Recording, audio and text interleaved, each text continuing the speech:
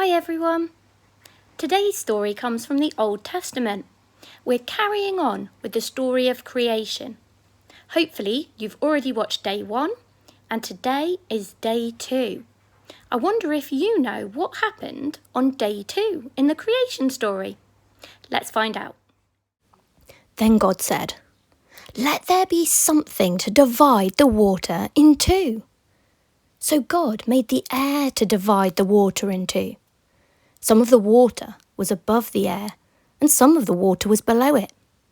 God named the air sky, and the water underneath the sea. Evening passed, and morning came, and this was the second day. Wow! So on day 2, God separated the waters to make sea and sky. Today, we're going to be making a picture of sea and sky, but in a way that perhaps you've not done before. Let's have a look and see what we need. For this craft, you will need some blue and white paint, some foil, a paintbrush, and a piece of plain paper. Rip some foil and put it on your table. Then, with your blue paint, squeeze some blobs on top of the foil. 4 or 5 will be just fine.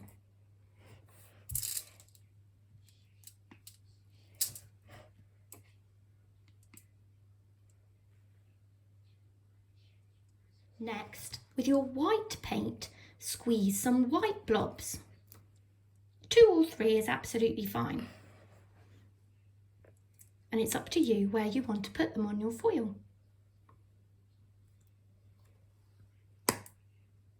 Now here's the fun part. We're going to mix the paint together. It's going to make lots of swirly patterns, and it's going to be dark blue in some places, light blue in others, maybe white in some. You want to keep on mixing until most of the middle of your foil is covered. Don't worry about going all the way to the edges of your foil because you don't want to accidentally get the paint on the table. Now, with the wrong end of your brush, you're going to make some swirly shapes, some interesting patterns and lines in the paint. This is going to be what gets printed onto your piece of paper. Now, if you remember, God took the waters and separated them and called them sea and sky.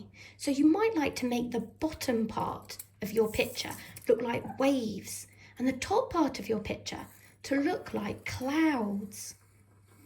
Did you know there's water in the sky? Clouds are made of water.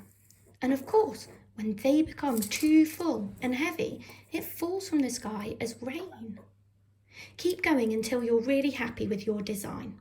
Your finished design might look something like this. Now take your piece of paper and press it down very gently on top of the paint. You don't want to squish it too hard because that will get rid of your lovely pattern. When you've pressed it down gently, then it's time to peel it up and see what your pattern looks like.